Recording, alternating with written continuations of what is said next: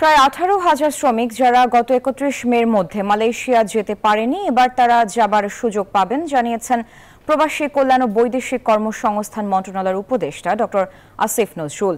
বিকেলে রাজধানীর ইস্কাটনে প্রবাসী কল্যাণ ভবনে দুই দেশের মধ্যকার এক চুক্তি স্বাক্ষর অনুষ্ঠানে একথা বলেন তিনি। অনুষ্ঠানে মালয়েশিয়ায় কর্মরত বাংলাদেশি কর্মীদের স্বাস্থ্য, পেশাগত নিরাপত্তা এবং কল্যাণে মালয়েশিয়ায় শ্রম বাজার সম্প্রসারণ বিষয় ওয়েজ কল্যাণ বোর্ড ও মালয়েশিয়ার প্রকেসো এর মধ্যে চুক্তি স্বাক্ষরিত হয়।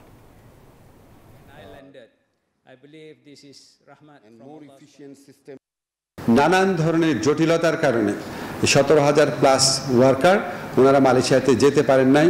ওনাদের ওয়ার্ক পারমিট হয়েছে, কাজের চুক্তি হয়েছে, ভিসা হয়েছে, কিন্তু যেহেতু 31 মের মধ্যে যেতে পারেন নাই এই জন্য ওনাদেরকে মালয়েশিয়া সরকার আর গ্রহণ করে নাই। মাননীয় যে মালয়েশিয়ান প্রধানমন্ত্রী আছে উনি নিজের থেকেই বলল, এনজিওর কিস্তি প্রথমবার বিকাশ পেমেন্ট করলেই 20 টাকা ইনস্ট্যান্ট ক্যাশব্যাক। 18,000 শ্রমিকের ব্যাপারে উনি একটা প্রতিশ্রুতি দিল যে ওনাদেরকে মালয়েশিয়া যাওয়ার সুযোগ দেওয়া হবে।